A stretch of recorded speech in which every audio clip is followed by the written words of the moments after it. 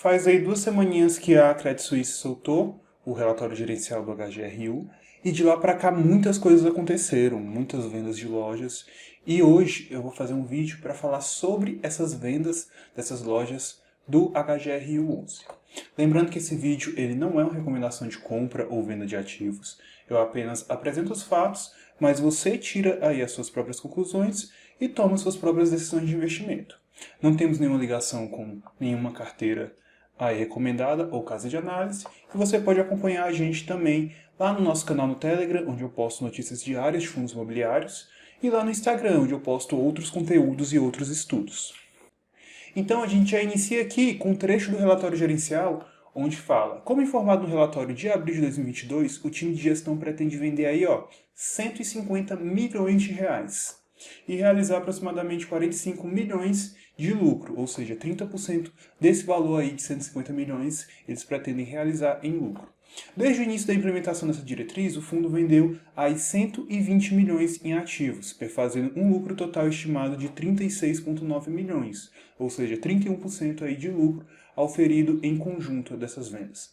Abaixo aqui teve a tabela que eles trouxeram no relatório gerencial, que já está defasada.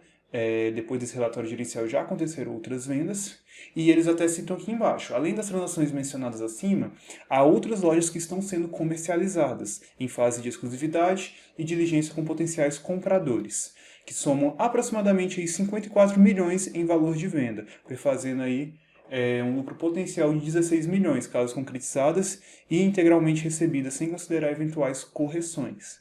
E o que acontece, galera?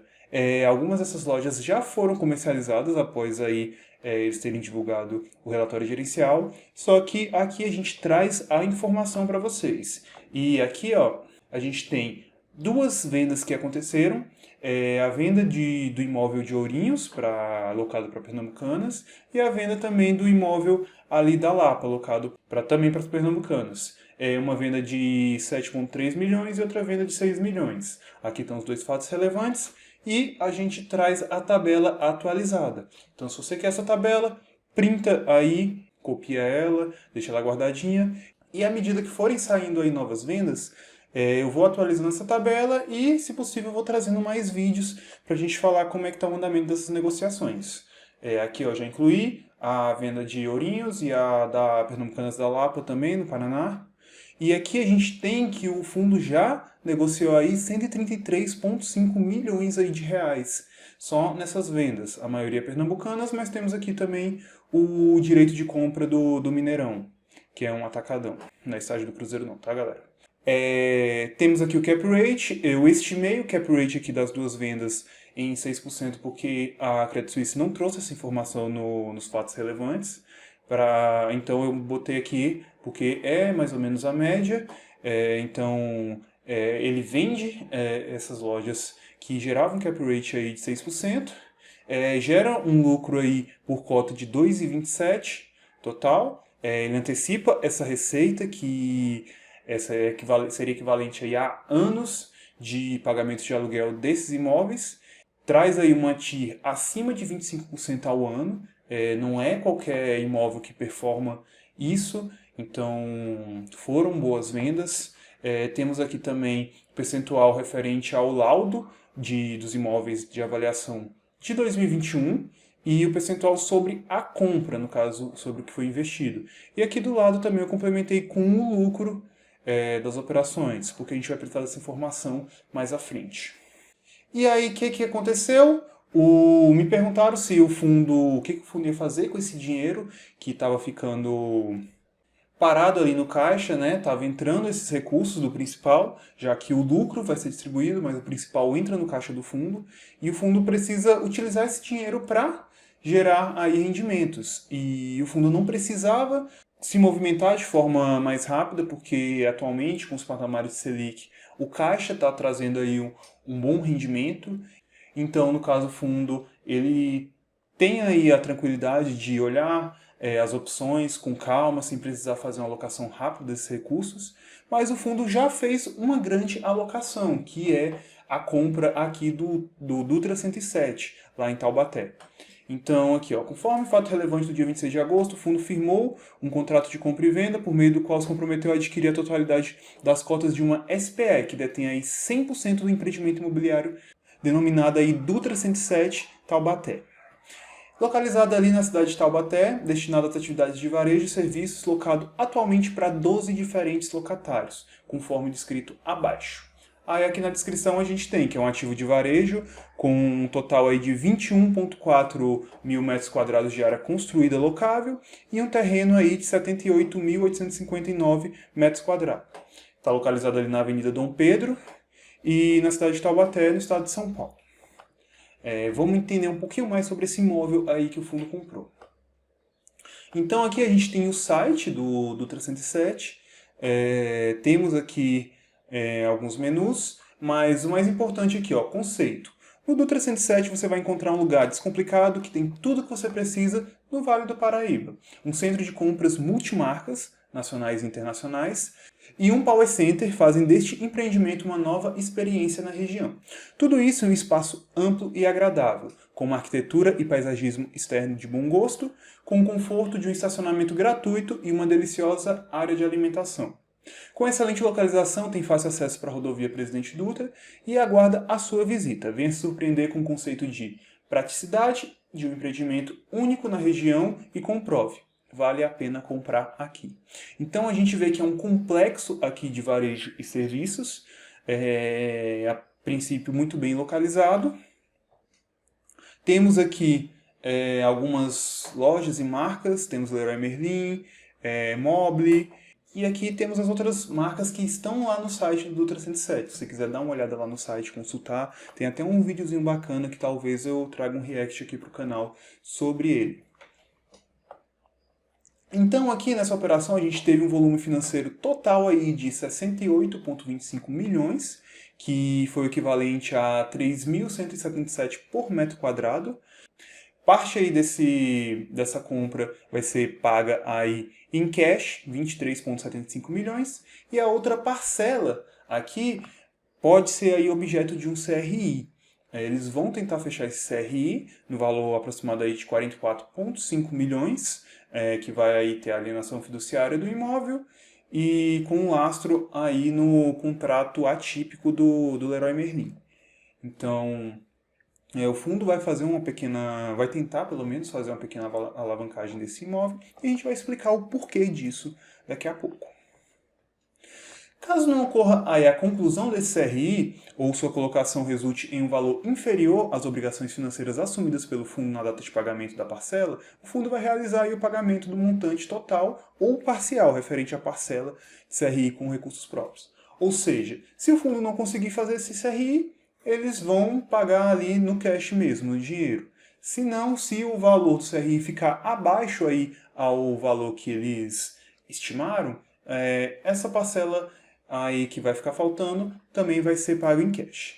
Caso o ativo seja adquirido com CRI, o imóvel será onerado por meio de uma alienação fiduciária, como eu já tinha citado, a ser realizada pelos vendedores anteriormente à data de fechamento. Ou seja, quem vai fazer essa alavancagem vai ser o antigo proprietário. Então o fundo já vai adquirir esse imóvel com essa alavancagem, já que é um pouquinho mais complicado do fundo se alavancar. Então, para facilitar esse processo, vai acontecer essa alavancagem antes do fundo adquirir o imóvel. Até a conclusão do negócio, os vendedores e o fundo empreenderão seus esforços para superar as condições precedentes, previstas no QPA, que é o contrato de compra e venda aí das cotas, e entre eles a aprovação ou dispensa aí da transação pelo CAD. E aí muitos me perguntam, e o dinheiro das vendas? O que está sendo feito com o dinheiro das vendas? Então, aqui a gente tem o somatório do dinheiro de vendas aí das lojas pernambucanas e do direito lá do Mineirão, que somou aí 133,5 milhões. E o que o fundo pode utilizar é apenas esse valor aqui, ó, 80 milhões, que é o principal das vendas. Essa diferença aqui entre os 80 milhões e 133,5 milhões tem que ser obrigatoriamente aí pelo menos 95% disso distribuído para os cotistas em forma de rendimento.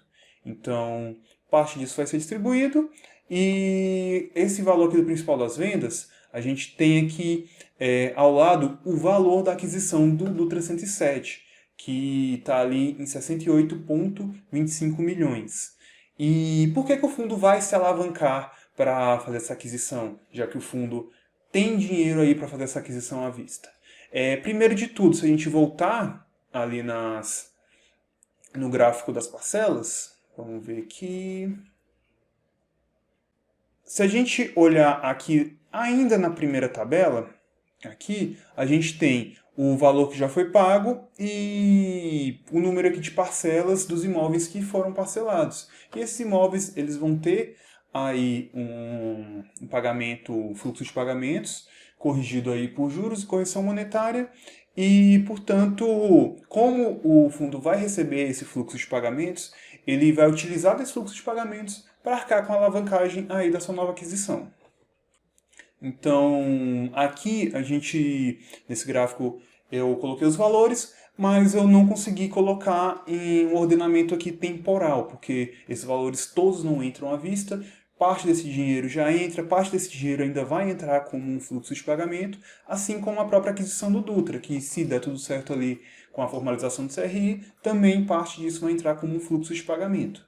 Então, aqui está muito claro que o fundo está fazendo a venda dessas lojas, está adquirindo novos imóveis e está diversificando bem, né? Porque adquiriu aí um complexo aí bem diversificado de varejo. E como é que fica a alavancagem do fundo? Aqui a gente tem no próprio relatório gerencial que o fundo trouxe o saldo aí dos CRIs do fundo. Aqui não está incluso a formalização ainda do CRI da aquisição do Dutra 107.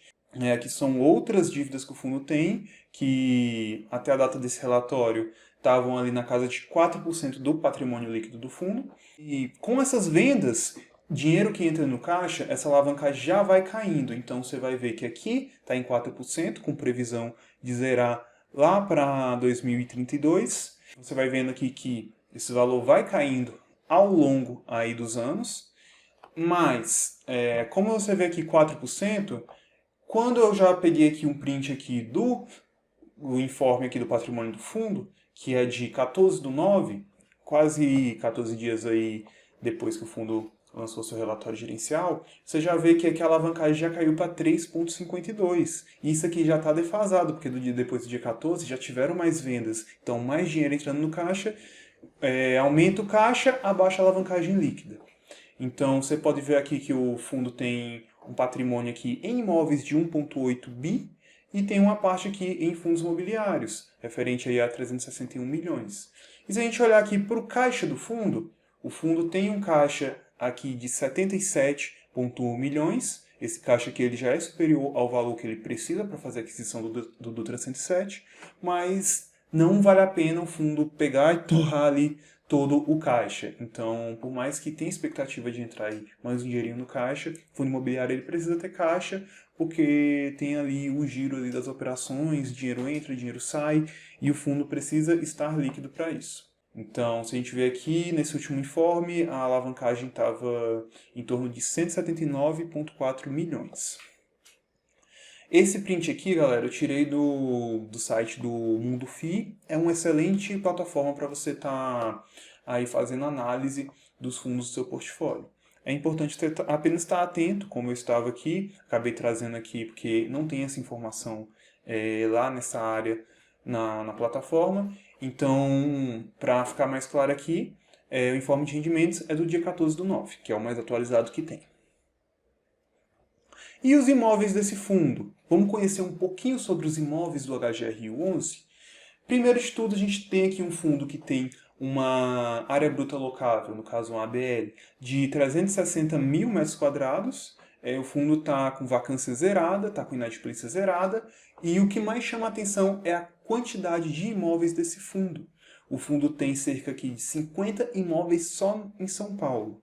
Tem mais 16 imóveis no Paraná, 10 imóveis em Minas, 3 no Rio de Janeiro e um imóvel aqui nessas demais regiões. E eu separei 6 imóveis para a gente tratar aqui nesse vídeo, já que são muito imóvel, então não dá para a gente tratar de todos os imóveis do fundo nesse vídeo. Então vamos aqui dar uma olhada nesses 6 imóveis e o porquê que eu selecionei eles. Primeiro de tudo são os imóveis da Pernambucana, que não é um só imóvel, mas são 58 lojas. Acredito que agora seja um pouquinho menos, né? Porque já saiu aí a venda de mais 2 lojas, então isso aqui vai baixar para 56. Mas as lojas pernambucanas são responsáveis por 25% aí da receita do fundo. Depois das lojas americanas, a gente tem aqui também o IBMEC, que é responsável por 6,4% da receita aí do fundo, tem uma ABL aí de 8 mil metros quadrados, é totalmente do fundo esse imóvel, e o imóvel está com vacância zerada, mas é um imóvel de apenas um locatário. Em terceiro lugar, em relevância de receita do fundo, a gente tem aqui o Santo Alberto, tem uma relevância aí de 5,4% da receita aí do fundo. Também tem apenas um locatário, é um imóvel, assim como o IBMEC, é um imóvel educacional. Esse fundo aqui, para quem não sabe, ele não é só um fundo de varejo, ele é um fundo híbrido, que tem aí boa parte em varejo, mas também tem ali alguns imóveis do segmento educacional. A gente tem aqui a Estácio Salvador, que representa aí 5,4% da sua receita. Também um locatário, uma ABL aí de mais de 32 mil metros quadrados e totalmente do fundo. Imóvel aí localizado na Bahia. A gente tem também o imóvel da Vila Leopoldina, que é a Universidade de Mogi das Cruzes. Tem uma relevância aí de 3,9% na receita do fundo. E por último, a gente tem aqui uma loja Sam's Club. O fundo tem algumas dessas lojas aqui, que é tratado lá no relatório, na parte de receitas, como varejo alimentício. Então, essa daqui é a principal delas, que é a que tem mais relevância na receita do fundo. Representa aí 3,7% da receita do fundo. Muita gente não sabe qual o peso que o fundo tem em sua receita de varejo e qual o peso do educacional, já que o fundo é híbrido e tem esses dois segmentos aí em seu portfólio. E eu trouxe aqui para vocês, né? 77%, aí quase 78% da receita do fundo vem do varejo. O fundo ele é mais de varejo do que educacional. Educacional representa aí 22,4% da receita do fundo. O fundo tem aí bons imóveis educacionais, mas a parte de varejo ainda é muito forte. Principalmente aí a Pernambucanas, com 25%, ou seja, um quarto aí da receita total do fundo. E aqui a gente tem o resultado do fundo por cota dos últimos 12 meses e a gente pode ver uma coisa legal. Se você olhar isso aqui e comparar com o relatório gerencial, vai ver que tem algumas coisas aqui que estão invertidas, mas eu inverti isso justamente para ficar mais fácil a análise. Porque aqui a gente tem o resultado gerado pelo fundo, então do resultado aqui, por exemplo, os de 0,74, o fundo distribuiu 0,72 e esses 2 centavos ele juntou aqui com o saldo do resultado acumulado. E eu botei essas duas setinhas aqui porque são marcos importantes. A gente pode ver aqui que em junho, em dezembro, o fundo ele tem aí uma distribuição acima do patamar. Aqui, por exemplo, em dezembro, o fundo vinha distribuindo 72 centavos e distribuiu 76, que é o fechamento do semestre, e o fundo precisa distribuir 95% da geração de caixa. Então, o fundo distribuiu aqui, era para reduzir o saldo acumulado, mas o que aconteceu? Janeiro entrou mais não recorrente, então o fundo manteve o patamar de 76% durante um tempo, de 76 centavos durante um tempo, e seguiu aí aumentando suas reservas, e quando chegou aqui, ó, em junho, o fundo distribuiu R$ 1,20 por cota, baixando aí suas reservas, devido aí à legislação que o fundo tem que distribuir 95% do resultado gerado. E isso é uma coisa, é um não recorrente, muito recorrente aí nos fundos da Credit Suisse. Nessa virada semestre, fazer essa distribuição acima do patamar que o fundo vem distribuindo. Seguindo aqui, a gente vai encaminhando para os finalmente do vídeo e a gente vai para a parte mais importante do vídeo, que é dinheiro no bolso, é rentabilidade, quanto esse fundo entregou de retorno. E no próprio relatório da Credit Suisse, que é algo que todos os fundos imobiliários deviam trazer e nem todos trazem, a gente tem aqui uma tabela de rentabilidade. E o fundo entregou aí desde o início 91,5% de retorno. Apesar de que os fundos têm idades diferentes, então fica um pouquinho mais complicado de comparar esse retorno aqui quando a gente compara com outros fundos. Novamente aqui eu fiz o trabalho para vocês para entregar essa informação prontinha. Então, a gente tem um retorno acumulado total de 91,5%. A gente pega, anualiza isso, porque se a gente anualizar dos outros fundos, a gente tem uma medida de comparação. E o retorno médio desse fundo ao ano é de 15,9%. Qualquer fundo que mantenha, para o longo prazo, um retorno em médio acima de 10%, é um bom fundo, é um fundo com boa performance. E, acredito que possa ser uma surpresa para muitos de vocês, muitos dos fundos não entregam retornos consistentes acima de 10% ao ano. O que é muito ruim, já que historicamente a gente tem uma inflação acima de 6,2% ao ano. Então, fundos que entregam menos de 10% entregam muito pouco aí de retorno real para o seu cotista. E aí você me pergunta, Jonathan, e os outros fundos de varejo performam tão bem quanto o HGRU? E o que eu fiz para vocês?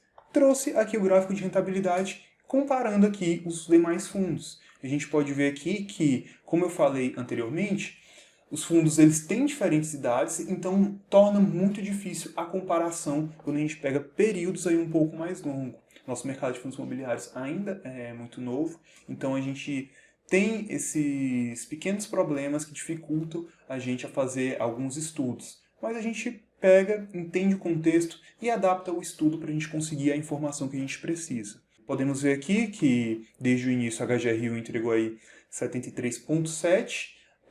Tá diferente um pouquinho lá do relatório gerencial, porque no relatório gerencial eles pegam a data mesmo de início lá do fundo, que é antes do fundo ser listado, e aqui a plataforma Mais Retorno, que é onde eu gero esse gráfico, ela pega depois que o fundo já foi listado. Então tem essa pequena diferença aí que altera um pouquinho a rentabilidade, mas como eles fazem isso com todos os fundos, ainda fica de forma comparável esse gráfico de rentabilidade. Então, como é que a gente faz aqui para comparar esses fundos, já que eles têm idades diferentes?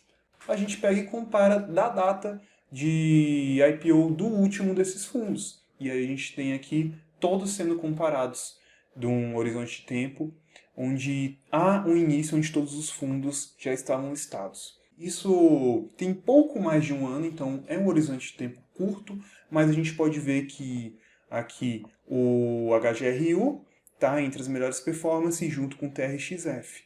E aqui nesse gráfico o TRXF está um pouquinho aqui acima, mas se você pegar aqui diferentes recortes de tempo dentro desse período, você vai ver que os dois alternam posições na liderança, demonstrando aí que são aí os dois fundos de varejo mais fortes do mercado.